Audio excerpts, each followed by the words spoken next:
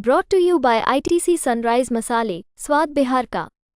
नमस्कार, बिहार तक देख रहे हैं आप और आपके साथ मैं हूं आशीष अभिनव और हमारे साथ हमारे सहयोगी इंद्रमोहन।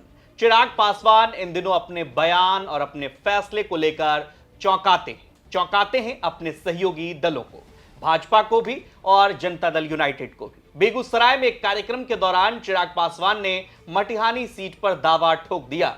अभी इस सीट पर जनता दल यूनाइटेड के विधायक हैं जो कि कभी उनकी ही पार्टी से विधायक थे, 2-3 महीने में पार्टी से मोह भंग होता है और राजकुमार सिंह इस पाले में आ जाते हैं। इंद्रमोहन सर, बेगूसराय की पॉलिटिक्स को छोड़ते पहले चिराग पासवान के जो फैसले हैं, 2-4 फैसले, और उसके बाद इस तरह से झारखंड में ऐलान और फिर बिहार में एक सीट पर ऐलान, हालांकि उनकी जीती हुई सीट थी, वो चिराग पासवान कुछ ज्यादा ही उत्साहित नजर आ रहे हैं। देखिए, चिराग पासवान फिलहाल अगर कहें तो वो अपने राजनीतिक जो एक पहुंच होती है उस पर वो अभी फिलहाल पीक पर है। उनके 100% स्ट्राइक रेट रहा लोकसभा में, 5 सांसद वो जीत कर आए, उन्हें केंद्र में मंत्री बनाया गया, युवा नेता हैं, उनकी काफ़ी अच्छी पकड़ है। एक तरीके से कहें तो वो बिहार में एक ऐसे नेता के तौर पर उतरे जिनकी पार्टी भले ही पिछड़ों की पॉलिटिक्स कर रही थी, लेकिन चिराग पासवान की रैलियों में भीड़ अगड़ों की भी रही,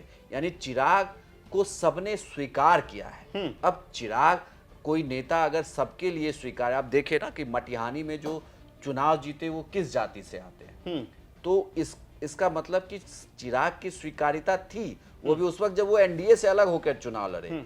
अब और इतना ही नहीं, चिराग पासवान ने विधानसभा चुनाव में चिराग पासवान की पार्टी की वजह से जेडीयू को बहुत बड़ा नुकसान हुआ, 25 सीटों पर जेडीयू तीसरे नंबर की पार्टी हो गई। अब जब चिराग ये बात जानते हैं तो चिराग ये समझ रहे हैं कि देश की पॉलिटिक्स तक तो ठीक है, लेकिन उन्होंने अपने एक इंटरव्यू में खुद कहा था कि इंडिया टुडे को ही दिए इंटरव्यू में उन्होंने कहा था कि उन्हें बिहार की पॉलिटिक्स करनी है, उन्हें बिहार में सर्वोच्च पद पर पहुंचना है। हालांकि उनसे जब ये सवाल किया गया कि क्या आप मुख्यमंत्री बनना चाहेंगे तो उन्होंने इसे टाल दिया, लेकिन बड़ी बात यह कि वो चाहते हैं कि बिहार में उनकी पार्टी के विधायक ज़्यादा से ज़्यादा हों।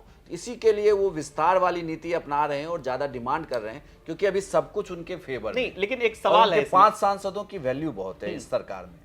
नहीं, यही सवाल अक्सर दर्शक पूछते हैं कि देखिए, जब आपके 5 सांसद जीतते हैं, या पहला भी प्रदर्शन जो चिराग पासवान का रहा है वो बेहतर प्रदर्शन रहा है, लेकिन विधानसभा में वो अपने दम पर ना तो कभी प्रूफ कर पाए हैं। रामविलास के समय से ही, रामविलास पासवान जब जीवित थे तब से ही बिहार विधानसभा में इस पार्टी की राजनीति जो रही है थोड़ी डमाडोल वाली स्थिति रही है, तो यहां पर आपको प्रूफ करना पड़ेगा।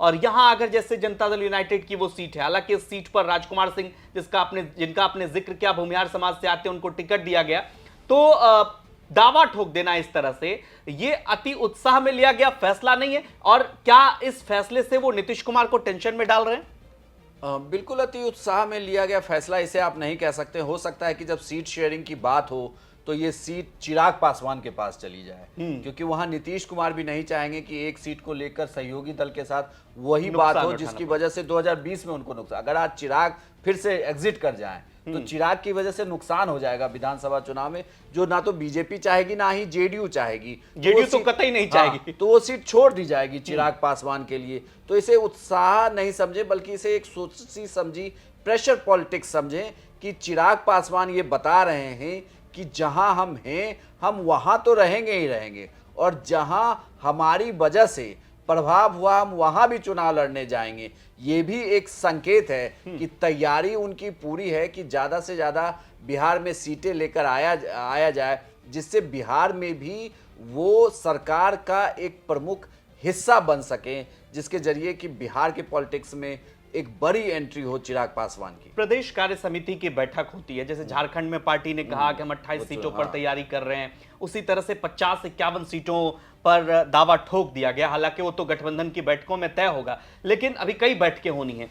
चिराग पासवान की पार्टी को आपको क्या लगता है, अगर 100-100 का फॉर्मूला, जैसे हमने एक विश्लेषण में आपके साथ ही इस बात का जिक्र किया था कि 100-100 के फॉर्मूले पर बीजेपी और जेडीयू आगे बढ़ेगी, तो फिर चिराग पासवान के लिए सीट शेयरिंग का फॉर्मूला सुलझाना या बीजेपी के लिए भी मुश्किल का सबब नहीं है? देखिए, ये तो मुझे लग रहा है कि एनडीए में सीट शेयरिंग इस बार बहुत मुश्किल होगी, क्योंकि उपेंद्र कुशवाहा ने जिस तरीके से प्रेस कॉन्फ्रेंस करके कहा है कि लोकसभा और विधानसभा में सीट शेयरिंग का फॉर्मूला अलग होता है। उन्होंने ये इसलिए कहा क्योंकि उनके एक भी पहले विधायक नहीं है और ना ही कोई लोकसभा में सांसद है, तो इस फॉर्मूले से वहां टिकट बट कैसे सकता है। इस फॉर्मूले से पिछली बार अगर बटा था तो अब इनके लिए मुश्किल है कि अगर लोकसभा के फॉर्मूले पे काम करेंगे तो चिराग के हिस्से में 30 सीटें तो आएंगी, लेकिन जो कहा जा रहा है कि चिराग 50 सीटों की मांग कर रहे हैं कि उन्हें 50 सीटें चाहिए। अगर चिराग को ही 50 सीटें चाहिए तो फिर बीजेपी और जेडीयू क्या पिछली बार से कम सीटों पर चुनाव लड़ेंगी? क्योंकि पिछली बार 115, 111,